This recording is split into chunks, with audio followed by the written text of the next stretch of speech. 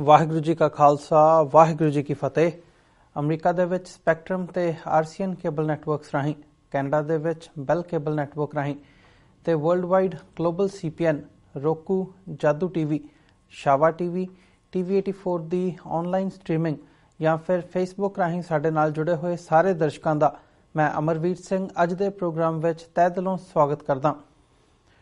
Viewers, ਜਦੋਂ ਅਸੀਂ 1984 ਦੇ ਘੱਲੂਘਾਰੇ ਦੌਰਾਨ ਸ਼ਹੀਦ ਹੋਏ ਸਿੰਘਾਂ ਸਿੰਘਣੀਆਂ ਨੂੰ ਯਾਦ ਕਰਦੇ ਹਾਂ ਅਤੇ ਨਿਆਂ ਦੀ ਗੱਲ ਕਰਦੇ ਹਾਂ ਤਾਂ ਮੌਜੂਦਾ ਸਿੱਖ ਸੰਘਰਸ਼ ਨੂੰ ਜਾਰੀ ਰੱਖਣ ਵਿੱਚ ਭਾਰਤ ਤੋਂ ਬਾਹਰ ਵੱਖ-ਵੱਖ ਦੇਸ਼ਾਂ ਵਿੱਚ ਵਸਦੇ ਸਿੱਖ ਡਾਇਸਪੋਰਾ ਦਾ ਅਹਿਮ ਯੋਗਦਾਨ ਹੈ।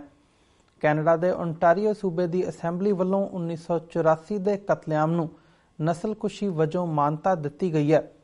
ਇਸ ਤੋਂ ਬਾਅਦ 1984 ਦੇ ਘੱਲੂਘਾਰੇ ਦੀ ਯਾਦ ਵਿੱਚ ਕੈਨੇਡਾ ਦੀਆਂ ਸਿੱਖ ਜਥੇਬੰਦੀਆਂ ਅਤੇ ਗੁਰਦੁਆਰਾ ਕਮੇਟੀਆਂ ਵੱਲੋਂ ਇੱਕ ਅਹਿਮ ਉਪਰਾਲਾ ਕੀਤਾ ਜਾ ਰਿਹਾ ਹੈ। ਆਉਂਦੀ 10 ਜੂਨ ਨੂੰ ਕੈਨੇਡਾ ਦੀ ਪਾਰਲੀਮੈਂਟ ਹਿੱਲ ਆਟਾਵਾ ਵਿਖੇ United front of Sikhs of the Canada ਦੇ ਬੈਨਰ ਹੇਠ 1984 ਰਿਮੈਂਬਰੈਂਸ ਡੇ ਫॉर ਸੋਵਰਨਿਟੀ ਨਾਮਕ ਸਮਾਗਮ ਕਰਵਾਇਆ ਜਾ ਰਿਹਾ ਹੈ, ਜਿਸ ਵਿੱਚ ਓਨਟਾਰੀਓ, ਮੌਂਟਰੀਅਲ ਅਤੇ ਆਟਾਵਾ ਤੋਂ ਸਿੱਖ ਸੰਗਤਾਂ ਦੇ ਸ਼ਮੂਲੀਅਤ ਕਰਨ ਦੀ ਆਸ ਜਤਾਈ ਜਾ ਰਹੀ ਹੈ। ਇਸ ਸਮਾਗਮ ਸੰਬੰਧੀ ਵਧੇਰੇ ਜਾਣਕਾਰੀ ਲਈ ਅਤੇ ਕੁਝ ਹੋਰ ਮੁੱਦਿਆਂ ਤੇ ਗੱਲਬਾਤ ਕਰਨ ਲਈ ਅੱਜ ਸਾਡੇ ਨਾਲ Akali Dal Amritsar Canada East cost ਦੇ ਪ੍ਰਧਾਨ ਸਰਦਾਰ ਸੁਖਮਿੰਦਰ ਸਿੰਘ ਹੰਸਰਾ ਜੁੜ ਚੁੱਕੇ ਨੇ। ਆਓ ਉਹਨਾਂ ਨਾਲ ਮਿਲ ਕੇ ਅੱਜ ਦੀ ਵਿਚਾਰ ਚਰਚਾ ਦੀ ਸ਼ੁਰੂਆਤ ਕਰਦੇ ਹਾਂ। ਹਾਂਜੀ ਹੰਸਰਾ ਸਾਹਿਬ, ਵਾਹਿਗੁਰੂ ਜੀ ਕਾ ਖਾਲਸਾ ਵਾਹਿਗੁਰੂ ਜੀ ਕੀ ਫਤਿਹ। ਵਾਹਿਗੁਰੂ ਜੀ ਕਾ ਖਾਲਸਾ ਵਾਹਿਗੁਰੂ ਜੀ ਕੀ ਫਤਿਹ ਜੀ। ਹੰਸਰਾ ਸਾਹਿਬ, ਸਾਰਿਆਂ ਤੋਂ ਪਹਿਲਾਂ ਤਾਂ ਮੈਂ ਤੁਹਾਡੇ ਕੋਲੋਂ ਜਿਹੜਾ ਇਹ ਸਮਾਗਮ ਹੋਣ ਜਾ ਰਿਹਾ ਕੈਨੇਡਾ ਦੀ ਪਾਰਲੀਮੈਂਟ ਹਿੱਲ ਦੇ ਉੱਪਰ, ਉਹਦੇ ਬਾਰੇ ਵਧੇਰੇ ਜਾਣਕਾਰੀ ਚਾਹੂੰਗਾ ਕਿ ਸਾਡੇ ਦਰਸ਼ਕਾਂ ਨੂੰ ਪਤਾ ਲੱਗ ਸਕੇ ਕਿ ਇਹਦਾ ਜਿਹੜਾ ਸਮਾਗਮ ਹੈਗਾ ਇਹਦਾ ਮੋਟਿਵ ਵੀ ਕੀ ਹੈਗਾ ਤੇ ਕੀ ਸੋਚ ਕੇ ਤੁਸੀਂ ਇਹ ਜਿਹੜਾ ਪਲਾਨ ਹੈਗਾ ਉਹ ਉਲੀਕਿਆ ਤੇ ਆਉਣ ਵਾਲੇ ਸਮੇਂ ਦੇ ਵਿੱਚ ਕੀ ਸਮਝਦੇ ਹੋ ਕਿ ਇਹਦੀ ਕਿੰਨੀ ਕੁ ਅਹਿਮੀਅਤ ਹੈਗੀ ਹੈ ਅੱਜ ਦੀ ਡੇਟ ਦੇ ਵਿੱਚ? ਵੀਰ ਜੀ, ਜਦੋਂ ਵੀ ਸਾਡੀਆਂ ਕੰਧਾਂ ਦੇ ਉੱਤੇ ਟੰਗੇ ਹੋਏ ਕੈਲੰਡਰ ਦਾ ਜਿਹੜਾ ਪੰਨਾ ਉਹ ਜੂਨ ਵੱਲ ਨੂੰ ਜਾਂਦਾ ਹੈ ਤਾਂ ਸਾਡੇ ਸਾਰਿਆਂ ਦੇ ਕਲੇਜਿਆਂ ਦੇ ਵਿੱਚ ਇੱਕ ਧੂ ਪੈਂਦੀ ਹੈ ਕਿ ਸਾਨੂੰ ਕੁੱਟਿਆ ਵੀ ਗਿਆ, ਸਾਨੂੰ ਮਾਰਿਆ ਵੀ ਗਿਆ, ਸਾਨੂੰ ਵੱਢਿਆ ਵੀ ਗਿਆ, ਸਾਨੂੰ ਲੁੱਟਿਆ ਵੀ ਗਿਆ ਤੇ ਸਾਡੇ ਨਾਲ ਕੋਈ ਆਹ ਭਰਨ ਵਾਲਾ ਵੀ ਕੋਈ ਹੈ ਨਹੀਂਗਾ। ਰੋਣਾ ਤਾਂ ਬਹੁਤ ਦੂਰ ਦੀ ਗੱਲ ਆ। ਇਸ ਦੇ ਲਈ ਡਾਇਸਪੋਰਾ ਦਾ ਜੋ ਰੋਲ ਹੈ ਉਹ ਇਹੀ ਆ ਕਿ ਅਸੀਂ ਦੁਨੀਆ ਦੇ ਲੋਕਾਂ ਨੂੰ ਆਪਣੇ ਇਸ ਦਰਦ ਦੀ ਬਾਤ ਪਾ ਕੇ ਦੱਸ ਸਕੀਏ ਵੀ ਸਾਡੇ ਨਾਲ ਹੋਇਆ ਕੀ ਹੈ। ਭਾਵੇਂ ਕਿ ਇਹ ਕੋਈ ਲੁਕੀ ਛਿਪੀ ਹੁਣ ਗੱਲ ਤਾਂ ਹੈ ਨਹੀਂ ਕਿ ਸਾਰੀ ਦੁਨੀਆ ਦੇ ਜਿੰਨੇ ਵੀ ਚੇਤਨ ਦਿਮਾਗ ਵਾਲੇ ਲੋਕ ਨੇ ਉਹ ਜਾਣਦੇ ਨੇ ਕਿ ਸਿੱਖਾਂ ਦੇ ਨਾਲ 1984 ਦੇ ਵਿੱਚ ਜੂਨ ਅਤੇ ਫਿਰ ਨਵੰਬਰ ਤੇ ਉਸ ਤੋਂ ਬਾਅਦ ਫਿਰ ਜਿਹੜੇ ਛੋਟੇ ਛੋਟੇ ਘੱਲੂਘਾਰੇ ਇਹਨਾਂ ਨੇ ਵਰਤਾਏ ਨੇ, ਸਾਡੇ ਨੌਜਵਾਨਾਂ ਦਾ ਸ਼ਿਕਾਰ ਕੀਤਾ, ਉਹ ਕਿਸ ਤਰ੍ਹਾਂ ਵਾਪਰੇ।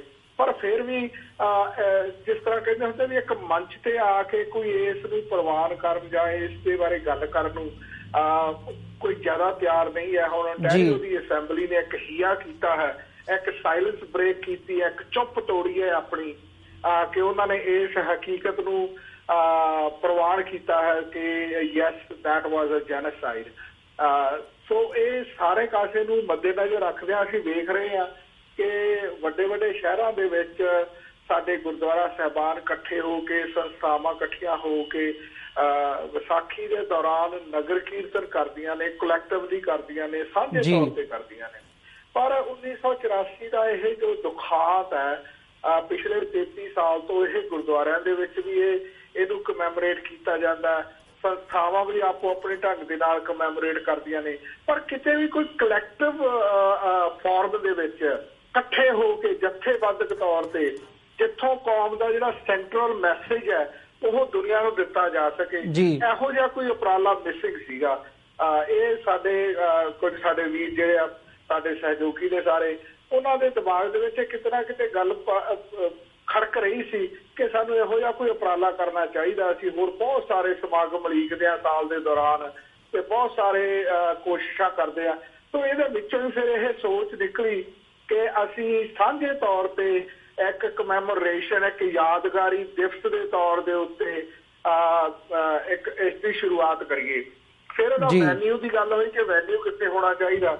ਹੁਣ ਜਦੋਂ ਫਿਰ ਕੈਨੇਡਾ ਦੇ ਸਮੂਹ ਸਿੱਖਾਂ ਦੀ ਇਹਦੇ ਵਿੱਚ ਸ਼ਮੂਲੀਅਤ ਕਰਨੀ ਤੇ ਕਰਵਾਉਣੀ ਹੈ ਆਉਣ ਵਾਲੇ ਸਾਲਾਂ ਦੇ ਵਿੱਚ, ਤਾਂ ਫਿਰ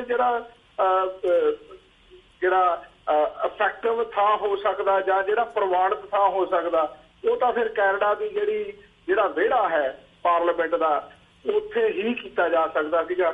ਸੋ ਭਾਵੇਂ ਕਿ ਇੱਥੋਂ ਜਾਣਾ ਥੋੜਾ ਜਿਹਾ ਮੁਸ਼ਕਲ ਹੈ, ਸਾਨੂੰ 5 ਘੰਟੇ ਦੀ ਡਰਾਈਵ ਪੈਂਦੀ ਹੈ, ਇੱਥੋਂ ਸੰਗਤ ਲਿਜਾਣੀ ਵੀ ਮੁਸ਼ਕਲ ਹੈ, ਪਰ ਫਿਰ ਵੀ ਕੰਮ ਕੋਈ ਵੀ ਸੁਖਾਲਾ ਨਹੀਂ ਹੁੰਦਾ। ਜਿਹੜਾ ਮੁਸ਼ਕਲ ਕੰਮ ਹੈ ਉਹਦੀ ਆਊਟਕਮ ਵੀ ਬੈਟਰ ਹੁੰਦੀ ਹੈ। ਇਹ ਸੋਚ ਕੇ ਅਤੇ ਗੁਰੂ ਦੇ ਚਰਨਾਂ ਵਿੱਚ ਅਰਦਾਸ ਕਰਕੇ ਅਸੀਂ ਇਹ ਆਈਡੀਆ ਜਿਹੜਾ ਬਾਕੀ ਗੁਰਸਿੱਖਾਂ ਨੂੰ ਦੇ ਨਾਲ ਸਾਂਝਾ ਕੀਤਾ। ਖਾਸ ਕਰਕੇ ਸਾਡੀਆਂ ਓਨਟਾਰੀਓ ਦੀਆਂ 2 ਵੱਡੀਆਂ ਜਥੇਬੰਦੀਆਂ ਨੇ ਜੀ, ਓਨਟਾਰੀਓ ਸਿੱਖ ਗੁਰਦੁਆਰਾ ਕੌਂਸਲ ਜਿਹਦੇ ਥੱਲੇ 12 ਕੇ 14 ਗੁਰਦੁਆਰਾ ਸਾਹਿਬਾਨ ਨੇ, ਤੇ ਓਨਟਾਰੀਓ ਗੁਰਦੁਆਰਾ ਕਮੇਟੀ ਜਿਹਦੇ ਥੱਲੇ 11-12 ਗੁਰਦੁਆਰਾ ਸਾਹਿਬਾਨ ਨੇ। ਸੋ ਓਨਟਾਰੀਓ ਦਾ ਸਮੁੱਚਾ ਜਿਹੜਾ ਗੁਰਦੁਆਰਾ ਸਿਸਟਮ ਹੈ ਇਹਨਾਂ 2 ਸੰਸਥਾਵਾਂ ਦੇ ਥੱਲੇ ਇਹ ਆਰਗੇਨਾਈਜ਼ ਹੋਇਆ ਤੇ ਇਹਨਾਂ ਦੋਨਾਂ ਦੇ ਨਾਲ ਜਦੋਂ ਅਸੀਂ ਗੱਲ ਕੀਤੀ, ਇਹ ਵਰ ਵੈਰੀ ਹੈਪੀ ਕਿ ਇਹੋ ਜਿਹਾ ਕੁਝ ਹੋਣਾ ਚਾਹੀਦਾ, ਤੇ ਇਸ ਨੂੰ ਉਹਨਾਂ ਨੇ ਐਂਡੋਰਸ ਕੀਤਾ, ਸਹਿਯੋਗ ਦਿੱਤਾ ਸਾਨੂੰ ਹਰ ਤਰ੍ਹਾਂ ਦਾ। ਸੋ ਇਹ ਆਉਣ ਦਾ 10 ਤਾਰੀਖ ਨੂੰ ਕੈਨੇਡੀਅਨ ਪਾਰਲੀਮੈਂਟ ਦੇ ਉੱਤੇ ਇਹ ਪਹਿਲੀ ਵਾਰ ਇਨਾਗਰੇਸ਼ਨ ਦੇ ਤੌਰ ਤੇ ਲਾ ਲਓ, ਸ਼ੁਰੂਆਤੀ ਇਵੈਂਟ ਲਾ ਲਓ। ਆਉਣ ਵਾਲੇ 5-7 ਸਾਲਾਂ ਦੇ ਵਿੱਚ ਅਸੀਂ ਇਸ ਇਵੈਂਟ ਨੂੰ ਇੱਕ ਦਿਵਸ ਦੇ ਤੌਰ ਦੇ ਉੱਤੇ, ਇੱਕ ਵੱਡੇ ਪੱਧਰ ਦੇ ਉੱਤੇ ਕੈਨੇਡਾ ਦਾ ਇਵੈਂਟ ਜਿਵੇਂ ਹਾਈਡ ਪਾਰਕ ਲੰਡਨ ਦੇ ਵਿੱਚ ਹੁੰਦਾ, ਉਸ ਤਰਜ਼ ਦੇ ਉੱਤੇ ਅਸੀਂ ਉਹਨਾਂ ਨਾਲ ਵੀ ਡਿਸਕਸ਼ਨਸ ਕੀਤੀਆਂ ਇਹਨੂੰ ਸਫਲ ਬਣਾਉਣ ਲਈ। ਜੋ ਉਹਨਾਂ ਨੇ ਆਪਣੇ ਤਰੀਕੇ ਇਸਤੇਮਾਲ ਕੀਤੇ, ਉਹਨਾਂ ਦੀ ਐਕਸਪਰਟੀਜ਼ ਆ, ਉਹਨਾਂ ਨੂੰ ਵੀ ਅਸੀਂ ਪ੍ਰੈਕਟਿਸ ਦੇ ਵਿੱਚ ਲਿਆ ਕੇ। ਸੋ ਅਸੀਂ ਨਾਲ ਅਸੀਂ ਆਬਵੀਅਸਲੀ ਇਹ ਵੀ ਚਾਹੁੰਦੇ ਹਾਂ ਕਿ ਸਾਡੀਆਂ ਜਿਹੜੀਆਂ ਸਾਊਥ ਦੀਆਂ ਨੇਬਰਿੰਗ ਸਟੇਟਸ ਨੇ ਅਮਰੀਕਾ ਦੀਆਂ, ਉਹਨਾਂ ਦੇ ਵੀ ਜਿਹੜੇ ਪਤਵੰਤੇ ਸੱਜਣ ਨੇ, ਅਸੀਂ ਉਹਨਾਂ ਨੂੰ ਵੀ ਬੁਲਾ ਰਹੇ ਹਾਂ, ਕੋਸ਼ਿਸ਼ ਕਰ ਰਹੇ ਹਾਂ ਵੀ ਉਹ ਵੀ ਇਹਦੇ ਵਿੱਚ ਸ਼ਾਮਲ ਹੋਣ। ਅਤੇ ਆਟਵਾ, ਮੌਂਟਰੀਅਲ ਤੇ ਟੋਰਾਂਟੋ ਦੀ ਇਹ ਤਾਂ ਸੰਗਤ ਪਹੁੰਚੇਗੀ ਨਾਲ ਕਿਚਨਰ, ਕੈਂਬਰਿਜ, ਹੈਮਿਲਟਨ ਜਿਹੜੇ ਛੋਟੇ ਸਬਰਬ ਏਰੀਏ ਨੇ। ਪਰ ਇਸ ਤੋਂ ਇਲਾਵਾ ਅਸੀਂ ਚਾਹੁੰਦੇ ਹਾਂ ਕਿ BC, ਐਡਮਿੰਟਨ, ਵਿਨੀਪੈਗ, ਉੱਥੋਂ ਵੀ ਸਿੰਬਾਲਿਕ ਤੌਰ ਤੇ ਇਸ ਦੇ ਵਿੱਚ ਸ਼ਮੂਲੀਅਤ ਹੋਵੇ, ਇਹਦੇ ਵੀ ਉਪਰਾਲੇ ਹੋ ਰਹੇ ਨੇ। ਸੋ 10 ਤਾਰੀਖ 10 ਜੂਨ ਵਾਲੇ ਦਿਨ 1 ਵਜੇ ਤੋਂ ਲੈ ਕੇ 3 ਵਜੇ ਤੱਕ ਕੈਨੇਡੀਅਨ ਪਾਰਲੀਮੈਂਟ ਦੇ ਵਿਹੜੇ ਦੇ ਵਿੱਚ ਉੱਥੇ ਸਾਡੇ ਇਹਨਾਂ ਸ਼ਹੀਦਾਂ ਨੂੰ, ਮਰ ਜੀਵੜਿਆਂ ਨੂੰ, ਜਿਨ੍ਹਾਂ ਨੇ ਆਪਣੀਆਂ ਛਾਤੀਆਂ ਢਾਹ ਕੇ ਸ਼੍ਰੀ ਅਕਾਲ ਤਖਤ ਸਾਹਿਬ ਅਤੇ ਦਰਬਾਰ ਸਾਹਿਬ ਦੀ ਆਸਮਤ ਦੇ ਲਈ ਆਪਣੇ ਸ਼ਾਹਰਾਗ ਦਾ ਖੂਨ ਡੋਲਿਆ ਤੇ ਛਾਤੀ ਵਿੱਚ ਗੋਲੀਆਂ ਖਾਧੀਆਂ, ਅਸੀਂ ਉਹਨਾਂ ਨੂੰ ਨਤਮਸਤਕ ਹੋਵਾਂਗੇ, ਉਹਨਾਂ ਨੂੰ ਯਾਦ ਕਰਾਂਗੇ। ਉਹਨਾਂ ਦੀ ਯਾਦ ਦੇ ਵਿੱਚ ਅਸੀਂ ਉੱਥੇ ਆਪਣਾ ਸਮਾਂ ਬਿਤਾਵਾਂਗੇ ਤੇ ਆਫਕੋਰਸ ਜੋ ਉਹਨਾਂ ਦੇ ਨਿਸ਼ਾਨੇ ਨੇ ਉਹਨਾਂ ਪ੍ਰਤੀ ਆਪਣੀ ਜਿਹੜੀ ਦ੍ਰਿੜਤਾ ਹੈ ਉਹਨੂੰ ਅਸੀਂ ਮੁੜ ਦੁਹਰਾਵਾਂਗੇ। ਜੀ ਬਿਲਕੁਲ ਹੰਸਰਾਜ ਸਾਹਿਬ, ਜਿਵੇਂ ਕਿ ਤੁਸੀਂ ਦੱਸਿਆ ਜੋ ਇਹ ਸਾਰਾ ਉਪਰਾਲਾ ਕੀਤਾ ਜਾ ਰਿਹਾ ਹੈ, ਤੇ ਜਦੋਂ ਅਸੀਂ ਜਿਹੜਾ ਕਤਲੇਆਮ ਹੈਗਾ ਉਹਨੂੰ ਐਜ਼ ਅ ਜੈਨੋਸਾਈਡ ਮਾਨਤਾ ਦੇਣ ਦੀ ਗੱਲ ਦੇਖਦੇ ਹਾਂ ਜੋ ਓਨਟਾਰੀਓ ਦੀ ਪਾਰਲੀਮੈਂਟ ਵੱਲੋਂ ਮੰਨੀ ਗਈ ਹੈ, ਤਾਂ ਜੇ ਇੱਦਾਂ ਦਾ ਕੋਈ ਇਵੈਂਟ ਇੱਕ ਐਸਟੈਬਲਿਸ਼ ਹੁੰਦਾ ਤਾਂ ਅੱਗੇ ਗੱਲ ਤੁਰਦੀ ਹੈ, ਤਾਂ ਇਹਨੂੰ ਫੈਡਰਲ ਲੈਵਲ 'ਤੇ ਵੀ ਜਿਹੜੀ ਲਿਜਾਣ ਦੀ ਹੈ ਉਹਦੀਆਂ ਜਿਹੜੀਆਂ ਸੰਭਾਵਨਾਵਾਂ ਨੇ ਉਹ ਬਣ ਜਾਂਦੀਆਂ ਨੇ, ਜਿਹਦੇ 'ਤੇ ਅਸੀਂ ਆਉਣ ਵਾਲੇ ਸਮੇਂ ਦੇ ਵਿੱਚ ਜ਼ਰੂਰ ਦੇਖਾਂਗੇ ਕਿ ਕੀ ਜਿਹੜਾ ਹੈਗਾ ਉਹ ਉੱਧਰ ਨੂੰ ਪੇਸ਼ਕਦਮੀ ਹੁੰਦੀ ਹੈ। ਤੇ ਜੇ ਗੱਲ ਹੁਣ ਅਸੀਂ ਅਮਰਵੀਰ ਸਿੰਘ ਜੀ, ਫੈਡਰਲ ਗਵਰਨਮੈਂਟ ਦੇ ਕੋਲੇ ਹੁਣ ਬੇਸਿਕਲੀ ਕੋਈ ਬਹਾਨਾ ਤਾਂ ਹੈ ਨਹੀਂਗਾ। ਜਦੋਂ ਓਨਟਾਰੀਓ ਦੀ ਲੈਜਿਸਲੇਚਰ ਨੇ ਇਸ ਨੂੰ ਪਾਸ ਕਰ ਦਿੱਤਾ, ਅਡਾਪਟ ਕਰ ਲਿਆ, ਤਾਂ ਫਿਰ ਫੈਡਰਲ ਦੇ ਕੋਲੇ ਵੀ ਇਹ ਤਾਂ ਕੋਈ ਕਹਿ ਨਹੀਂ ਸਕਦੇ ਵੀ ਹੁਣ ਸਾਨੂੰ ਇਹਦਾ ਪਤਾ ਨਹੀਂ ਹੈਗਾ ਜੀ ਜਾਂ ਸਾਡੇ ਕੋਲ ਇਨਫ ਇਨਫੋਰਮੇਸ਼ਨ ਨਹੀਂ ਹੈ। ਸਿਰਫ ਕਿਉਂਕਿ ਰਾਜਨੀਤਿਕ ਕੰਮ ਆ ਜਿਹੜੇ ਉਹ ਰਾਈਟ ਟਾਈਮ ਦੇ ਉੱਤੇ ਹੀ ਹੁੰਦੇ ਹਨ। So we are just waiting for that right time, ਜਦੋਂ ਸਾਡੇ ਕੈਨੇਡਾ ਦੀ ਜਿਹੜੀ ਸਰਕਾਰ ਹੈ ਆਟਵਾ ਦੇ ਵਿੱਚ, ਲਿਬਰਲ ਸਰਕਾਰ ਹੈ ਜਿਹੜੀ ਇਸ ਵਕਤ, ਉਹ ਕਦੋਂ ਇਹ ਸਟੈਪ ਚੱਕ ਕੇ ਇਹਨੂੰ ਪਾਸ ਕਰਦੇ, ਜਸਟ ਮੈਟਰ ਆਫ ਟਾਈਮ। ਹੁਣ ਜਿਹੜੀ ਉਹ ਹਰਡਲ ਸੀਗੀ, ਉਹ ਜਿਹੜੀ ਸਾਇਲੈਂਸ ਸੀਗੀ, ਜਿਹੜੀ ਚੁੱਪ ਸੀਗੀ, ਉਹ ਜਿਸ ਤਰ੍ਹਾਂ ਮੈਂ ਤੁਹਾਨੂੰ ਦੱਸਿਆ ਕਿ ਉਹ ਓਨਟਾਰੀਓ ਦੀ ਲੈਜਿਸਲੇਸ਼ਨ ਹੈ। ਜੀ ਬਿਲਕੁਲ ਹੰਸਰਾਜ ਸਾਹਿਬ, ਜੇ ਹੁਣ ਅਸੀਂ ਡਾਇਸਪੋਰਾ ਦੇ ਵਿੱਚੋਂ ਇੱਥੋਂ ਥੋੜ੍ਹੀ ਜਿਹੀ ਗੱਲ ਅਸੀਂ ਆਪਣੇ ਪੰਜਾਬ ਦੀ ਕਰੀਏ, ਤਾਂ ਪੰਜਾਬ ਦੇ ਵਿੱਚੋਂ ਜਿਵੇਂ ਦੀਆਂ ਖਬਰਾਂ ਆ ਰਹੀਆਂ ਨੇ, ਜਿਵੇਂ ਤੁਸੀਂ ਗੱਲ ਕੀਤੀ ਹੈ ਕਿ ਸਿੱਖ ਨੌਜਵਾਨੀ ਦੇ ਘਾਣ ਦੀ ਗੱਲ ਹੈ, ਅਸੀਂ ਇਨਸਾਫ ਦੀ ਗੱਲ ਕਰਦੇ ਹਾਂ ਤੇ ਉਹਦੇ ਨਾਲ ਹੀ ਇਹ ਸਾਰਾ ਜਿਹੜਾ ਪਾਰਟ ਹੈ ਉਹ ਰਿਲੇਟਡ ਹੈਗਾ। ਤਾਂ ਹਾਲ ਹੀ ਦੇ ਵਿੱਚ ਜਿਹੜੀਆਂ ਉੱਥੋਂ ਹੁਣ ਖਬਰਾਂ ਆ ਰਹੀਆਂ ਨੇ, ਪਿਛਲੇ ਦਿਨਾਂ ਦੇ ਵਿੱਚ ਵੀ ਕੁਝ ਹਫ਼ਤੇ ਪਹਿਲਾਂ ਦੀਆਂ ਖਬਰਾਂ ਸੀ, ਸਿੱਖ ਨੌਜਵਾਨਾਂ ਨੂੰ ਘੇਰ ਕੇ ਉਹਨਾਂ ਦੇ ਉੱਪਰ ਜਿਹੜਾ ਕੇਸ ਦਰਜ ਕਰਨ ਦੀ ਗੱਲ ਸੀ, ਤੇ ਅੱਜ ਦੀ ਵੀ ਇੱਦਾਂ ਦੀ ਖਬਰ ਹੈਗੀ ਹੈ ਵੀ 4 ਨੌਜਵਾਨਾਂ ਨੂੰ ਗ੍ਰਿਫਤਾਰ ਕੀਤਾ ਗਿਆ ਤੇ ਉਹਨਾਂ ਦੇ ਕੋਲੋਂ ਅਸਲਾ ਦਿਖਾਇਆ ਗਿਆ ਤੇ ਟੈਰਰ ਮੋਡਿਊਲ ਬਸਟਡ ਦੀਆਂ ਜਿਹੜੀਆਂ ਹੈਡਲਾਈਨਸ ਬਣਦੀਆਂ ਨੇ ਮੀਡੀਆ ਦੇ ਵਿੱਚ, ਇਹ ਜਿਹੜੀ ਇੱਕ ਲਾਈਨ ਹੈਗੀ ਹੈ ਇਹਨੂੰ ਤੁਸੀਂ ਕਿਵੇਂ ਦੇਖਦੇ ਹੋ?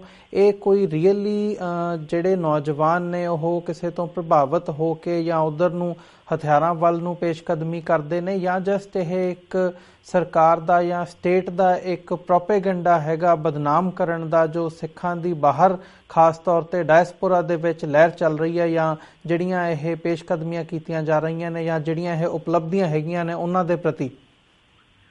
ਅੱਜ ਦੀ ਟ੍ਰਿਬਿਊਨ ਦੀ ਖਬਰ ਆ ਅਮਰਵੀਰ ਸਿੰਘ ਜੀ, ਉਹ ਕਹਿੰਦਾ ਵੀ ਜਿਹੜੇ ਇਹ 4 ਜਾਣੇ ਫੜੇ ਆ ਇਹਨਾਂ ਦੇ ਵਿੱਚ ਇੱਕ ਸਾਡੀ ਬੱਚੀ ਵੀ ਆ ਨਾਲ, ਵੀ ਇਹਨਾਂ ਦਾ ਖਾਲਿਸਤਾਨ ਦੇ ਸਿੰਪਥਸਾਈਜ਼ਰਾਂ ਦੇ ਨਾਲ ਕੋਈ ਵੀ ਲੈਣਾ ਦੇਣਾ ਨਹੀਂ ਹੈ, ਘੱਟੋ ਘੱਟ ਇਹੋ ਜਿਹਾ ਇਹਨਾਂ ਦਾ ਰਿਕਾਰਡ ਹੀ ਨਹੀਂ ਹੈ।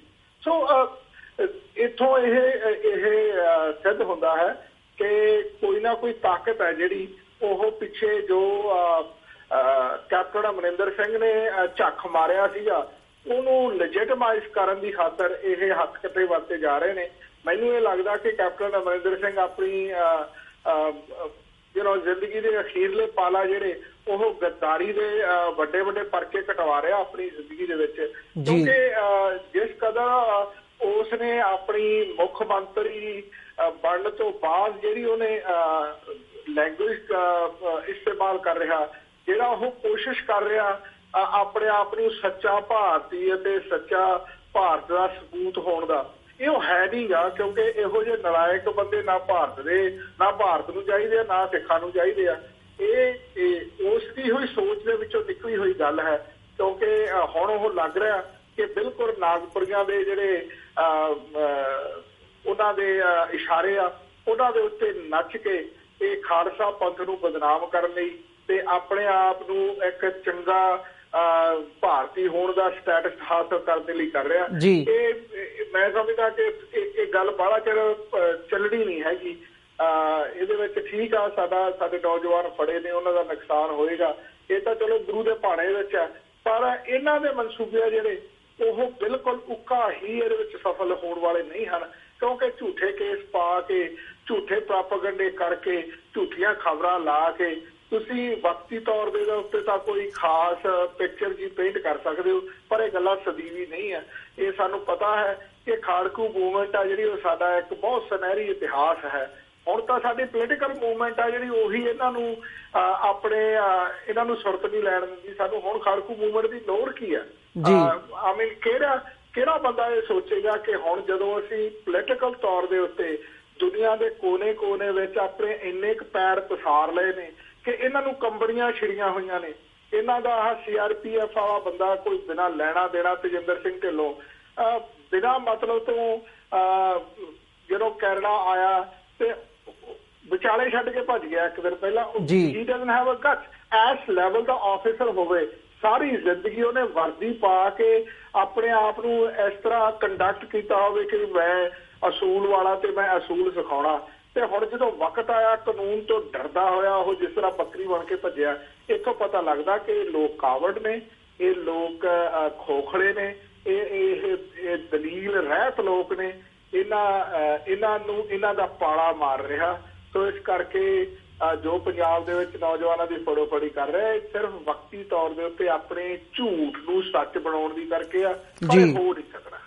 ਜੀ ਹੰਸਰਾ ਸਾਹਿਬ, ਇੱਕ ਜਿਹੜਾ ਅਖੀਰਲੀ ਗੱਲ ਮੈਂ ਤੁਹਾਡੇ ਨਾਲ ਜਿਹੜੀ ਵਿਚਾਰ ਦੀ ਸਾਂਝ ਪਾਉਣੀ ਚਾਹੂੰਗਾ, KP ਗਿੱਲ ਦੀ ਮੌਤ ਤੋਂ ਬਾਅਦ ਪੰਜਾਬ ਦੇ ਵਿੱਚ ਜਿਸ ਹਿਸਾਬ ਦਾ ਮਾਹੌਲ ਬਣਿਆ, ਜਿਵੇਂ ਦਾ ਸਿੱਖ ਕੌਮ ਦਾ ਰਿਐਕਸ਼ਨ ਹੈਗਾ, ਸਾਰਿਆਂ ਵੱਲੋਂ ਤਕਰੀਬਨ ਉਹਨੂੰ ਜਿਹੜਾ ਹੈਗਾ ਕੰਡੈਮ ਕੀਤਾ ਗਿਆ। ਜਿੱਦਾਂ ਸਾਰੀਆਂ ਐਕਸਟਰਾ ਜੁਡੀਸ਼ੀਅਲ ਕਿਲਿੰਗਸ ਦੀ ਗੱਲ ਹੋਵੇ ਜਾਂ ਨੌਜਵਾਨੀ ਦਾ ਘਾਣ ਕਰਨ ਦੀ ਜਿਹੜੀ ਲਾਈਨ ਹੈਗੀ ਹੈ, ਪਰ ਦੂਜੇ ਪਾਸੇ ਜਦੋਂ ਅਸੀਂ ਭਾਰਤ ਦਾ ਮੁੱਖ ਧਾਰਾ ਜਿਹੜਾ ਮੀਡੀਆ ਹੈਗਾ ਉਹਦੇ ਵੱਲ ਨਜ਼ਰ ਮਾਰਦੇ ਹਾਂ, ਜਾਂ ਜਿਹੜੀ ਫਿਲਮ ਇੰਡਸਟਰੀ ਹੈਗੀ ਹੈ, ਜਾਂ ਸਾਰੀ ਜਿਹੜੀ ਐਡਮਿਨਿਸਟ੍ਰੇਸ਼ਨ ਹੈਗੀ ਹੈ ਪੋਲੀਟੀਕਲ ਅਰੀਨਾ ਦੇ ਵਿੱਚ ਵੀ, ਉਹਨਾਂ ਵੱਲੋਂ ਜਿਹੜਾ KP ਗਿੱਲ ਨੂੰ ਸੁਪਰ ਕਾਪ ਦੇ ਤੌਰ ਤੇ ਉਭਾਰਿਆ ਗਿਆ ਤੇ ਇੰਨਾ ਕੁ ਵੱਡਾ ਬਣਾ ਕੇ ਪੇਸ਼ ਕੀਤਾ ਗਿਆ ਕਿ ਉਹਨੇ ਪੰਜਾਬ ਨੂੰ ਸਹੀ ਰਾਹ ਦੇ ਉੱਪਰ ਲੈ ਕੇ ਆਂਦਾ ਤੇ ਖਾਲਿਸਤਾਨੀ ਜਿਹੜਾ ਟੈਰਰਿਜ਼ਮ ਸੀਗਾ ਉਹਦਾ ਅੰਤ ਕੀਤਾ। ਸੋ ਜਿਹੜਾ ਇਹ ਵਖਰੇਵਾਂ ਹੈਗਾ ਜਮੀ ਜਿਵੇਂ ਕਹਿ ਦਿੰਦੇ ਆ ਵੀ ਇਸ ਘਟਨਾ ਤੋਂ ਬਾਅਦ KP ਗਿੱਲ ਦੀ ਮੌਤ ਤੋਂ ਬਾਅਦ ਇੱਕ ਫਾਈਨ ਲਾਈਨ ਨਜ਼ਰ ਆ ਰਹੀ ਹੈ ਪੰਜਾਬ ਦੇ ਵਿੱਚ ਤੇ ਜਿਹੜਾ ਭਾਰਤ ਦੇ ਵਿੱਚ ਕਹਿ ਲਓ, ਜਿਹੜੇ ਇੱਕ ਪਾਸੇ ਉਹ ਕਲਾਸ ਹੈਗੀ ਹੈ ਜੋ ਵਡਿਆਉਂਦੀ ਹੈ ਤੇ ਦੂਜੇ ਪਾਸੇ ਉਹ ਲੋਕ ਹੈਗੇ ਨੇ ਜੋ ਉਹਨੂੰ ਕੰਡੈਮ ਕਰ ਰਹੇ ਨੇ। ਇਸ ਬਾਰੇ ਤੁਹਾਡੇ ਕੀ ਵਿਚਾਰ ਨੇ ਓਵਰਆਲ ਜੇ ਇਸ ਨੂੰ ਦੇਖਣਾ ਹੋਵੇ? KP ਗਿੱਲ ਆ ਜਿਹੜਾ, ਉਹਦੇ ਬਾਰੇ ਪੰਥ ਦਾ ਕੀ ਵਿਚਾਰ ਆ, ਇਹ ਗੱਲ ਸਦੀਵੀ ਰਹਿਣੀ ਆ। ਅਸੀਂ ਅਕਾਲ ਤਖਤ ਸਾਹਿਬ ਦੇ ਜਥੇਦਾਰ ਭਾਈ ਧਿਆਨ ਸਿੰਘ ਮੰਡ, ਜਥੇਦਾਰ ਬਲਜੀਤ ਸਿੰਘ ਦਾਦੂਵਾਲ ਤੇ ਭਾਈ ਅਮਰੀਕ ਸਿੰਘ ਹੋਰੀ ਅਜਨਾਲਾ, ਉਹਨਾਂ ਨੇ ਜੋ ਫਰਮਾਨ ਜਾਰੀ ਕੀਤਾ ਸਿੱਖ ਕੌਮ ਦੇ ਨਾਂ ਦੇ ਉੱਤੇ, ਉਹ ਇਤਿਹਾਸ ਬਣਨਾ। ਹੋਰ ਕੋਈ ਫਿਲਮ ਇੰਡਸਟਰੀ ਵਾਲੇ ਨੇ ਉਹਨੂੰ ਸੁਪਰ ਕਾਪ ਕਹਿਤਾ, ਮੀਡੀਏ ਵਾਲੇ ਜਿਹੜੇ ਝੋਲੀ ਚੁੱਕ ਨੇ ਮੀਡੀਆ, ਤਕਰੀਬਨ ਸਾਰਾ ਹਿੰਦੁਸਤਾਨ ਦਾ ਮੀਡੀਆ ਜਿਹੜਾ, ਉਹਦੇ ਵਿੱਚ ਬਹੁਤਾਤ ਦੇ ਵਿੱਚ ਖਬਰਾਂ ਜਿਹੜੀਆਂ ਉਹ ਏਜੰਸੀ ਦੀਆਂ ਫੀਡ ਕੀਤੀਆਂ ਹੋਈਆਂ ਖਬਰਾਂ ਲੱਗਦੀਆਂ। ਇਨਵੈਸਟੀਗੇਟਿਵ ਜਰਨਲਿਜ਼ਮ ਆ ਜਿਹੜੀ, ਉਹ ਤਾਂ ਅਲਾਉਡ ਹੀ ਨਹੀਂ ਹੈਗੀ ਉਹਨਾਂ ਨੂੰ ਉੱਥੇ ਕਰਨੀ, ਕਿਉਂਕਿ ਜੇ ਉਹ ਕਰਨਗੇ ਤਾਂ ਭਾਰਤ ਦੇ ਹੀ ਉਹਨਾਂ ਨੂੰ ਪਛੜੇ ਉਧੇੜਨੇ ਪੈਣਗੇ। So they are not allowed for that. So ਇਸ ਕਰਕੇ ਇਹ ਮੀਡੀਆ ਦੇ ਵਿੱਚ ਜੋ ਖੋਖਲਾਪਣ, ਜੋ ਝੂਠ ਦੇ ਪਲੰਦੇ ਇਹ ਛਾਪ ਰਹੇ ਨੇ, ਇਹ ਠੀਕ ਆ। ਮੈਂ ਹਮੇਸ਼ਾ ਇਸ ਚੀਜ਼ ਦਾ ਧਾਰਨੀ ਆ ਕਿ ਸਿੱਖਾਂ ਨੇ ਜਿਸ ਕਦਰ ਰਿਐਕਟ ਕੀਤਾ KP ਗਿੱਲ ਦੀ ਮੌਤ ਦੇ ਉੱਤੇ, ਉਹ ਜਿਸ ਤਰ੍ਹਾਂ ਸਿੱਖਾਂ ਦੀਆਂ ਲਾਸ਼ਾਂ ਦਿੱਲੀ ਦੇ ਵਿੱਚ ਕੁੱਤਿਆਂ ਨੇ ਖਾਧੀਆਂ ਸੀਗੀਆਂ, ਇਹ ਉਦੋਂ ਵੀ ਭੈੜੀ ਉਹਦੀ ਹਾਲਾਤ ਹੋਏ ਨੇ ਉਹਦੇ ਮਰਨ ਤੋਂ ਬਾਅਦ। ਡਿਸਪਾਈਟ ਸਰਕਾਰੀ ਝੰਡੇ ਵਿੱਚ ਲੋਹੇੜ ਲੈਣ, ਉਹਨੂੰ ਤੋਪਾਂ ਦੀਆਂ ਸਲਾਮੀਆਂ ਦੇ ਦੇਣ, ਇਹ ਸਰਕਾਰਾਂ ਕਰਦੀਆਂ ਹੁੰਦੀਆਂ ਨੇ। ਸਤਿਕਾਰ ਉਹ ਆ ਜੋ ਲੋਕ ਕਰਨਗੇ। ਸਤਿਕਾਰ ਹੋਇਆ ਸੀ ਜੁਗਰਾਜ ਸਿੰਘ ਤੂਫਾਨ ਦਾ, ਸਤਿਕਾਰ ਹੋ ਰਿਹਾ ਸੰਤ ਜਰਨੈਲ ਸਿੰਘ ਜੀ ਭਿੰਡਰਾਂ ਵਾਲਿਆਂ ਦਾ। ਇਹ ਸਤਿਕਾਰ ਨੇ, ਉਹ ਕੋਈ ਸਤਿਕਾਰ ਨਹੀਂ ਜਿਹੜਾ ਸਰਕਾਰੀ ਸਨਮਾਨ ਉਹਨੂੰ ਦਿੱਤਾ ਜਾ ਰਿਹਾ, ਕਿਉਂਕਿ ਅਫਕੋਰਸ ਉਹ ਤਾਂ ਸਰਕਾਰ ਦੀ ਤੂਤਰੀ ਬੋਲਦਾ ਸੀ। ਸਰਕਾਰ ਨੇ ਜੋ ਉਹਨੂੰ ਕਿਹਾ ਉਹਨੇ ਕੀਤਾ ਹੈ। ਸਰਕਾਰ ਕਿਉਂ ਨਹੀਂ ਉਹਨੂੰ ਵੱਡਾ ਬਣਾ ਕੇ ਪੇਸ਼ ਕਰੇਗੀ? ਪਰ KP ਗਿੱਲ ਦੀ ਮੌਤ ਨੇ ਇਹ ਸਿੱਧ ਕਰ ਦਿੱਤਾ ਹੈ ਕਿ ਜਿਹੜੇ ਸਿੱਖ ਨੇ ਨਾ, ਇਹ ਕਿਸੇ ਨੂੰ ਬਖਸ਼ਦੇ ਨਹੀਂ, ਕਿਉਂਕਿ ਜਿਹੜਾ ਵੀ ਸਿਤਮਗਰ ਸਿੱਖਾਂ ਦੇ ਉੱਤੇ ਜ਼ੁਲਮ ਕਰੇਗਾ, ਉਹਦੇ ਅੰਤਮ ਜਿਹੜੇ ਪਲ ਨੇ ਉਹ ਇਸੇ ਤਰ੍ਹਾਂ ਹੀ ਹੋਣਗੇ। ਲੋਕੀ ਥੂ ਕਰ ਰਹੇ ਨੇ, ਲੋਕੀ ਉਹਦੀ ਲਾਸ਼ ਦੇ ਉੱਤੇ ਥੁੱਕਣਾ ਚਾਹੁੰਦੇ ਨੇ। ਇਸ ਕਦਰ ਲੋਕਾਂ ਨੂੰ ਉਸ ਇਨਸਾਨ ਦੇ ਨਾਲ ਨਫ਼ਰਤ ਸੀ ਜਿਹਨੇ ਜਸਵੰਤ ਸਿੰਘ ਖਾਲੜਾ ਨੂੰ ਕੋਲ ਬਹਿ ਕੇ ਉੱਥੇ ਤਸ਼ੱਦਦ ਕਰਵਾਇਆ, ਉਹਨੂੰ ਕਤਲ ਕਰਵਾਇਆ। ਅਨੇਕਾਂ ਹੀ ਨੌਜਵਾਨਾਂ ਨੂੰ ਕਤਲ ਕਰਵਾਉਣ ਦਾ ਜਿਹੜਾ ਸਿਹਰਾ ਹੈ ਉਹ KP ਗਿੱਲ ਨੂੰ ਜਾਂਦਾ। ਇਹੋ ਜਿਹੀਆਂ ਰੂਹਾਂ ਅਕਸਰ ਸਦੀਆਂ ਬਾਅਦ ਪੈਦਾ ਹੁੰਦੀਆਂ ਨੇ, ਜਿਹੜੀਆਂ ਇੰਨੀਆਂ ਸਿਤਮਗਰ ਹੁੰਦੀਆਂ ਨੇ, ਇੰਨੀਆਂ ਜ਼ਾਲਮ ਹੋਇਆ ਕਰਦੀਆਂ ਨੇ। ਮੈਂ ਸਮਝਦਾ ਹਾਂ ਕਿ KP ਗਿੱਲ ਦੀ ਜਿਹੜੀ ਮੌਤ ਹੈ, ਉਹ ਜਿਸ ਤਰ੍ਹਾਂ ਕਹਿੰਦੇ ਨੇ ਵੀ ਭਾਵੇਂ ਸੰਤ ਜਰਨੈਲ ਸਿੰਘ ਹੋਰਾਂ ਨੇ ਵੀ ਕਿਤੇ ਕਿਹਾ ਸੀਗਾ ਕਿ ਸਾਨੂੰ ਅਫਸੋਸ ਰਹੇਗਾ ਕਿ ਸਾਡੇ ਕੁਝ ਜਿਹੜੇ ਦੁਸ਼ਮਣ ਨੇ ਉਹਨਾਂ ਨੂੰ ਅਸੀਂ ਪੰਥ ਦੀਆਂ ਰਵਾਇਤਾਂ ਅਨੁਸਾਰ ਸਜ਼ਾਵਾਂ ਨਹੀਂ ਦੇ ਸਕੇ। ਇਸ ਪੱਖ ਤੋਂ ਤਾਂ ਮੈਂ ਸਮਝਦਾ ਹਾਂ ਕਿ ਸ਼ਾਇਦ ਇਤਿਹਾਸ ਦੇ ਵਿੱਚ ਕੁਝ ਲਾਈਨਾਂ ਜਿਹੜੀਆਂ ਹਨ ਸਾਨੂੰ ਮੂੰਹ ਛਡਾਉਂਦੀਆਂ ਰਹਿਣਗੀਆਂ, ਪਰ ਸੱਚ ਜਾਣਿਓ ਇਸ ਧਰਤੀ ਨੇ ਆਪਣੀ ਕਰਵਟ ਲਈ ਆ ਤੇ ਇਸ ਬੰਦੇ ਦਾ ਭਾਰ ਜਿਹੜਾ ਹੈ ਆਪਣੇ ਤੋਂ ਹਟਾਇਆ ਹੈ। ਇਹ ਜਿਹੜਾ ਹੈ ਇਹ ਹਕੀਕਤ ਹੈ ਜਿਹੜੀ, ਇਹ ਬਹੁਤ ਅਹਿਮ ਹੈ ਤੇ ਅਹਿਮ ਨੁਕਤਾ ਹੈ ਕਿ ਗੁਰੂ ਪਾਤਸ਼ਾਹ ਨੇ ਬੜੀ ਮਿਹਰ ਕੀਤੀ ਹੈ ਕਿ ਇਸ ਬੰਦੇ ਨੂੰ ਨੇਸ ਤੋਂ ਨਬੂਦ ਕਰ ਦਿੱਤਾ, ਤੇ ਇਹਦਾ ਇਤਿਹਾਸ ਜਿਹੜਾ ਹੈ ਉਹ ਵੀ ਹਮੇਸ਼ਾ ਪੈਰਲਲ ਹੀ ਚੱਲਦਾ ਰਹੇਗਾ। ਇੱਕ ਕਾਲਮ ਸਰਕਾਰੀ ਹੋਏਗਾ, ਇੱਕ ਕਾਲਮ ਪੰਥਕ ਹੋਏਗਾ। ਪੰਥਕ ਕਾਲਮ ਦੇ ਵਿੱਚ ਇਹਦੇ ਜਿੱਥਿਆਂ ਦੇ ਹਾਰ ਪੈਣਗੇ। ਸਰਕਾਰ ਨੇ ਜੋ ਕਰਨਾ ਹੈ ਉਹ ਕਰੀ ਜਾ ਰਹੀ ਹੈ। ਸੋ ਇਸ ਕਰਕੇ ਮੈਂ ਸਮਝਦਾ ਹਾਂ ਕਿ ਖਾਲਸਾ ਪੰਥ ਨੇ ਬਿਲਕੁਲ ਆਪਣਾ ਜਿਹੜਾ ਰੋਲ ਹੈ ਇੱਥੇ ਉਹ ਬਕਾਇਦਾ ਤੌਰ ਦੇ ਉੱਤੇ ਪੰਥਕ ਰਵਾਇਤਾਂ ਅਨੁਸਾਰ ਨਿਭਾਇਆ। ਮੈਨੂੰ ਨਹੀਂ ਪਤਾ ਉਹਦੀ ਅਰਦਾਸ ਕਿਸੇ ਕੀਰਤਨੀਏ ਸਿੰਘ ਨੇ ਕੀਤੀ ਹੈ ਜਾਂ ਨਹੀਂ ਕੀਤੀ, ਜਾਂ ਜੇ ਉਹਦਾ ਸੰਸਕਾਰ ਵੀ ਹੋਇਆ ਮੈਂ ਫੋਲੋ ਅਪ ਵੀ ਨਹੀਂ ਕੀਤਾ, ਕਿਉਂਕਿ ਮੈਂ ਕੋਈ ਅਹਿਮੀਅਤ ਹੀ ਨਹੀਂ ਦਿੱਤੀ ਉਸ ਇਨਸਾਨ ਨੂੰ। ਮੈਂ ਸਮਝਦਾ ਕਿ ਉਹ ਇਨਸਾਨ ਹੈ ਹੀ ਨਹੀਂ ਸੀਗਾ। ਸੋ ਡਿਸਪਾਈਟ ਜੋ ਸਾਡੇ ਅਕਾਲ ਤਖਤ ਸਾਹਿਬ ਤੋਂ ਹੁਕਮਨਾਮੇ ਆਏ ਨੇ ਇਹਦੇ ਸੰਬੰਧ ਦੇ ਵਿੱਚ, ਉਹ ਇਤਿਹਾਸ ਦੇ ਪੰਨਿਆਂ ਉੱਤੇ ਦਰਜ ਹੋ ਰਹੇ ਹਨ। ਜੀ ਹੰਸਰਾਜ ਸਾਹਿਬ, ਇੱਕ ਅਖੀਰਲਾ ਸਵਾਲ ਇਸੇ ਸੰਬੰਧ ਦੇ ਵਿੱਚ, ਇਸੇ ਲਾਈਨ ਦੇ ਵਿੱਚ, ਜਦੋਂ ਅਸੀਂ ਕੌਮ ਦੀ ਗੱਲ ਕਰਦੇ ਹਾਂ ਤਾਂ ਇੱਕ ਹਿੱਸਾ, ਵੱਡਾ ਹਿੱਸਾ ਹੈਗਾ ਜਿਹੜਾ ਸੰਘਰਸ਼ ਤੋਂ ਭਗੌੜਾ ਹੈਗਾ, ਜਾਂ ਐਂ ਕਹਿ ਲਓ ਵੀ ਉਹਨਾਂ ਨੂੰ ਇਹ ਨਜ਼ਰ ਆਉਂਦਾ ਵੀ ਜੇ ਅਸੀਂ ਇੰਡੀਆ ਦੇ ਵਿੱਚ ਜੋ ਚੱਲ ਰਿਹਾ ਘਟਨਾਕ੍ਰਮ ਹੈ ਉਹਦੇ ਅੰਦਰ ਹੀ ਜਿਹੜਾ ਸਾਡਾ ਸਰਵਾਈਵਲ ਹੈ ਉਹ ਸੰਭਵ ਹੈ। ਉਹਨਾਂ ਦੀ ਇੱਦਾਂ ਦੀ ਜਿਹੜੀ ਹੈ ਉਹ ਥਿੰਕਿੰਗ ਹੈਗੀ ਹੈ। ਸੋ ਕੀ ਜਿਹੜੀਆਂ ਇਹ ਸਾਰਾ ਘਟਨਾਕ੍ਰਮ ਹੈਗਾ ਜਾਂ ਜਿਹੜਾ ਰਵੱਈਆ ਅਸੀਂ ਹੁਣ ਮੀਡੀਆ ਦੇ ਵੱਲੋਂ ਇਸ ਮੁੱਦੇ ਦੇ ਉੱਪਰ KP ਗਿੱਲ ਦੀ ਮੌਤ ਤੋਂ ਬਾਅਦ ਐਡਮਿਨਿਸਟ੍ਰੇਸ਼ਨ ਦੇ ਵੱਲੋਂ ਤੇ ਸਰਕਾਰੀ ਦਰਬਾਰੇ ਜੋ ਰਵੱਈਆ ਨਜ਼ਰ ਆ ਰਿਹਾ, ਕੀ ਇਹ ਸਹਾਈ ਹੋਵੇਗਾ ਉਹਨਾਂ ਨੂੰ ਜਗਾਉਣ ਦੇ ਵਿੱਚ ਕਿ ਨਹੀਂ? ਇਹ ਜਿਹੜਾ ਹੈਗਾ ਤੁਹਾਡਾ ਸਰਵਾਈਵਲ ਜਿਹੜਾ ਹੈ ਉਹ ਕਿਸ ਪਾਸੇ ਨੂੰ ਤੁਹਾਨੂੰ ਪੇਸ਼ਕਦਮੀ ਕਰਨੀ ਪਊਗੀ ਤਾਂ ਹੀ ਤੁਸੀਂ ਸਰਵਾਈਵ ਕਰ ਸਕੋਗੇ? ਉਹਦੀਆਂ ਕੀ ਸੰਭਾਵਨਾਵਾਂ ਲੱਗਦੀਆਂ ਨੇ ਤੁਹਾਨੂੰ? ਦੇਖੋ ਜਿਹੜੀ ਇੱਕ ਕਮਿਊਨਿਟੀ ਦੀ ਸੈਗਮੈਂਟ ਦੀ ਤੁਸੀਂ ਗੱਲ ਕਰ ਰਹੇ ਹੋ ਕਿ ਸ਼ਾਇਦ ਉਹ ਸੋਚਦਾ ਹੈ ਕਿ ਅਸੀਂ ਉਸੇ ਹੀ ਭਾਰਤ ਦੇ ਨਕਸ਼ੇ ਅੰਦਰ ਸ਼ਾਇਦ ਅਸੀਂ ਕੰਪਰੋਮਾਈਜ਼ ਕਰਕੇ ਰਹਿ ਲਈਏ। ਇਹ ਕੋਈ ਹੋ ਸਕਦਾ ਹੈ ਕਿ ਕੋਈ ਇੰਟਰਮ ਸੋਲੂਸ਼ਨ ਦੀ ਗੱਲ ਕਰ ਰਿਹਾ ਹੋਵੇ। ਅਲਟੀਮੇਟਲੀ ਹਰ ਸਿੱਖ ਇਹ ਸਮਝਦਾ ਹੈ ਕਿ ਸਾਡੀ ਸਰਵਾਈਵਲ ਜਿਹੜੀ ਉਹ ਹਿੰਦੁਸਤਾਨ ਦੇ ਵਿੱਚ ਨਹੀਂ ਹੈ। ਕੇਪੀ ਗਿੱਲ ਦੀ ਮੌਤ ਤੋਂ ਬਾਅਦ ਜੋ ਸਰਕਾਰ ਦਾ ਰਵੱਈਆ ਹੈ ਇਹ ਤਾਂ ਉਹਨਾਂ ਲਈ ਇੱਕ ਹੋਰ ਸਬੂਤ ਹੈ ਕਿ ਜਿਹਨੇ ਸਾਨੂੰ ਕਤਲ ਕੀਤਾ, ਜਿਹੜਾ ਸਾਡਾ ਸਭ ਤੋਂ ਵੱਡਾ 20ਵੀਂ ਸਦੀ ਦਾ ਵੱਡਾ ਕਾਤਲ ਹੋ ਕੇ ਜਿਹਨੇ ਲਲਕਾਰ ਕੇ ਸਾਨੂੰ ਕਤਲ ਕੀਤਾ, ਉਹਨੂੰ ਸਰਕਾਰ ਇਸ ਤਰ੍ਹਾਂ ਨਵਾਜ਼ ਰਹੀ ਹੈ ਤੇ ਇਹ ਸਰਕਾਰ ਤੋਂ ਸਾਨੂੰ ਕਿਹੜਾ ਸੁੱਖ ਪ੍ਰਾਪਤ ਹੋ ਸਕਦਾ ਹੈ। ਸੋ ਮੈਂ ਇਹ ਸਮਝਦਾ ਹਾਂ ਕਿ ਜਿਹੜੀ ਸੈਗਮੈਂਟ ਕੋਈ ਇਹ ਵੀ ਕਹਿ ਰਹੀ ਹੈ ਨਾ ਕਿ ਸ਼ਾਇਦ ਖਾਲਿਸਤਾਨ ਤੋਂ ਬਿਨਾਂ ਸਾਡੇ ਕੋਲ ਕੋਈ ਹੋਰ ਰਸਤਾ ਹੈ, ਉਹ ਕੋਈ ਇੰਟਰਵ ਜਾਂ ਕੋਈ ਵਿਚਾਲੜਾ ਰਿਸ਼ਤਾ ਕੋਈ ਟੈਂਪਰੇਰੀ ਤੌਰ ਦੇ ਉੱਤੇ ਸ਼ਾਇਦ ਕੋਈ ਸੋਲੂਸ਼ਨ ਲੱਭਦੇ ਹੋਣ, ਕਿਉਂਕਿ ਹਰ ਬੰਦੇ ਦੀ ਜਿਹੜੀ ਕਮਿਟਮੈਂਟ ਹੈ ਨਾ ਰਵੀਰ ਸਿੰਘ ਜੀ, ਕਿਸੇ ਨੇ ਖਾਲ ਟੱਪਣਾ ਹੋਵੇ, ਹਰ ਬੰਦਾ ਵੱਖਰੇ ਢੰਗ ਦੇ ਨਾਲ ਛਾਲ ਮਾਰ ਕੇ ਉਹ ਖਾਲ ਟੱਪੇਗਾ। ਟੱਪ ਸਾਰੇ ਹੀ ਜਾਂਦੇ ਨੇ। ਇਸ ਕਰਕੇ ਹਰ ਇੱਕ ਬੰਦਾ ਜਿਹੜਾ ਹੈ ਉਹ ਆਪਣੀ ਵਿਚਾਰਧਾਰਾ ਖਾਲਿਸਤਾਨ ਦੀ ਪ੍ਰਾਪਤੀ ਜਾਂ ਖਾਲਿਸਤਾਨ ਦੇ ਸੰਘਰਸ਼ ਦੇ ਵਿੱਚ ਕਿੰਨਾ ਸਾਨੂੰ ਤਰੱਦਦ ਕਰਨਾ ਪਏਗਾ, ਕਿੰਨਾ ਸਾਨੂੰ ਤਸ਼ੱਦਦ ਸਹਿਣਾ ਪਏਗਾ, ਉਸ ਅਨੁਸਾਰ ਆਪਣੀ ਰਿਐਕਟ ਕਰਦਾ। ਪਰ ਅਲਟੀਮੇਟਲੀ ਸਮੁੱਚਾ ਸਿੱਖ ਜਗਤ ਹੈ ਖਾਲਿਸਤਾਨ ਦੇ ਇਸ ਸਮੁੱਚੇ ਕਨਸੈਪਟ ਨੂੰ ਆਪਣੇ ਮਨਾਂ ਦੀਆਂ ਦਿਲ ਦੀਆਂ ਜਿਹੜੀਆਂ ਗਹਿਰਾਈਆਂ ਨੇ, ਜਿਹੜੀਆਂ ਤਹਿਾਂ ਨੇ, ਉਹਦੇ ਵਿੱਚ ਸਮੋ ਕੇ ਬੈਠਾ ਹੈ। ਉਹ ਵਕਤ ਨਜ਼ਦੀਕ ਆ ਰਿਹਾ ਹੈ ਜਦੋਂ ਇਹ ਹਰ ਇੱਕ ਦੀਆਂ ਲਬਾਂ ਤੇ ਗੱਲ ਆਏਗੀ ਤੇ ਉਸ ਤੋਂ ਬਾਅਦ ਫਿਰ ਹਿੰਦੁਸਤਾਨ ਦਾ ਜੋ ਇਹ ਕਬਜ਼ਾ ਕਹਿ ਲਓ ਤੁਸੀਂ, occupation of Khalsa land Khalistan, ਉਹ ਫਿਰ ਉਹ ਲਿਬਰੇਟ ਹੋਣੀ ਸ਼ੁਰੂ ਹੋਵੇਗੀ ਤੇ ਇਹ ਮੇਰਾ ਵਿਸ਼ਵਾਸ ਹੈ ਤੇ ਇਹਦੇ ਅਸਾਰ ਨਜ਼ਰ ਆਉਣੇ ਸ਼ੁਰੂ ਹੋਏਗੇ। ਜੀ ਹੰਸਰਾਜ ਸਾਹਿਬ, ਤੁਹਾਡਾ ਬਹੁਤ-ਬਹੁਤ ਧੰਨਵਾਦ। ਤੁਸੀਂ ਇਹਨਾਂ ਸਾਰੇ ਇਸ਼ੂਜ਼ ਦੇ ਉੱਪਰ ਸਾਡੇ ਦਰਸ਼ਕਾਂ ਦੇ ਨਾਲ ਵਿਚਾਰਾਂ ਦੀ ਸਾਂਝ ਪਾਈ ਹੈ ਤੇ ਆਫ ਕੋਰਸ ਜਿਹੜਾ ਹੁਣ 10 ਜੂਨ ਨੂੰ ਪਾਰਲੀਮੈਂਟ ਹਿੱਲ ਤੇ ਜੋ ਸਮਾਗਮ ਹੋਣ ਜਾ ਰਿਹਾ ਉਹਦੇ ਉੱਪਰ ਵੀ ਸਾਡੀ ਵੀ ਨਜ਼ਰ ਰਹੇਗੀ ਤੇ ਦਰਸ਼ਕਾਂ ਦੇ ਵੀ ਚਰਨਾਂ 'ਚ ਬੇਨਤੀ ਹੈ ਕਿ ਵੱਧ ਚੜ੍ਹ ਕੇ ਜਿਹੜੀ ਹੈ ਉਹਦੇ ਵਿੱਚ ਸ਼ਮੂਲੀਅਤ ਕੀਤੀ ਜਾਵੇ। ਅੱਜ ਦੇ ਸ਼ੋਅ ਵਿੱਚ ਅਸੀਂ ਤੁਹਾਡੇ ਕੋਲੋਂ ਇੱਥੇ ਹੀ ਇਜਾਜ਼ਤ ਚਾਹਾਂਗੇ। ਦੁਬਾਰਾ ਫਿਰ ਕਿਸੇ ਹੋਰ ਇਸ਼ੂ ਦੇ ਉੱਪਰ ਇੰਨਾ ਕੁ ਦੱਸ ਦਿਆਂ ਕਿ ਟੋਰਾਂਟੋ ਦੇ ਸਮੂਹ ਗੁਰਦੁਆਰਾ ਸਾਹਿਬਾਨਾਂ ਤੋਂ ਬੱਸਾਂ ਜਾਣਗੀਆਂ। ਇਸ ਤੋਂ ਇਲਾਵਾ ਮੌਂਟਰੀਅਲ ਦੇ ਪਾਰਕ ਐਕਸਟੈਂਸ਼ਨ ਗੁਰਦੁਆਰਾ ਸਾਹਿਬ ਤੇ ਲਸੌਲ ਗੁਰਦੁਆਰਾ ਸਾਹਿਬ, ਉੱਥੋਂ ਬੱਸਾਂ ਚੱਲਣੀਆਂ। ਅਤੇ ਜਿੰਨੀ ਆਟੋਆਂ ਦੇ ਵਿੱਚ ਸੰਗਤ ਇਸ ਵਕਤ TV 84 ਨੂੰ ਵੇਖ ਰਹੀ ਆ, ਉਹ ਤਾਂ ਆਪਣੇ ਆਪ ਚਾਲੇ ਪਾ ਦੇਵੇ। ਆਟੋਆ ਸਿੱਖ ਸੁਸਾਇਟੀ ਹੈ ਜਿਹੜੀ, ਇਸ ਸਾਰੇ ਉੱਥੋਂ ਇਕੱਠ ਨੂੰ, ਇਹਨੂੰ ਕਮੈਮੋਰੇਸ਼ਨ ਦਾ ਇਕੱਠ ਅਸੀਂ ਕਹਿ ਰਹੇ ਹਾਂ, ਉਹਨੂੰ ਉੱਥੇ ਹੋਸਟ ਕਰੇਗੀ। So it's going to be a historic event ਤੇ ਇਹ ਗ੍ਰੇਟ ਬਿਗਿਨਿੰਗ ਹੋਏਗੀ। ਇਸ ਤੋਂ ਬਾਅਦ ਅਸੀਂ ਇਸ ਘੱਲੂ ਘਾਰੇ ਨੂੰ ਜਿਹੜਾ ਭੁੱਲਣ ਭੁਲਾਉਣ ਦੀਆਂ ਗੱਲਾਂ ਸਰਕਾਰ ਕਰਦੀ ਆ, ਉਹ ਬਿਲਕੁਲ ਜਿਹੜਾ ਗਲਤ ਅੱਖਰ ਵਾਂਗ ਅਸੀਂ ਉਸ ਨੋਸ਼ਨ ਨੂੰ ਮਿਟਾ ਦਿਆਂਗੇ ਕਿ ਸਿੱਖ ਕਦੇ ਵੀ ਭੁੱਲਣਗੇ ਨਹੀਂ ਇਸ ਨੂੰ। ਜੀ ਤੁਹਾਡਾ ਬਹੁਤ-ਬਹੁਤ ਧੰਨਵਾਦ। ਵਾਹਿਗੁਰੂ ਜੀ ਕਾ ਖਾਲਸਾ, ਵਾਹਿਗੁਰੂ ਜੀ ਕੀ ਫਤਿਹ। ਜੀ ਵੀਅਰਸ, ਇਹ ਸਨ ਸੁਖਮਿੰਦਰ ਸਿੰਘ ਹੰਸਰਾ, ਜਿਨ੍ਹਾਂ ਨਾਲ ਅਸੀਂ ਜਿਹੜੀ ਅੱਜ ਦੀ ਹੈਗੀ ਹੈ ਉਹ ਵਿਚਾਰ ਚਰਚਾ ਕੀਤੀ ਹੈ।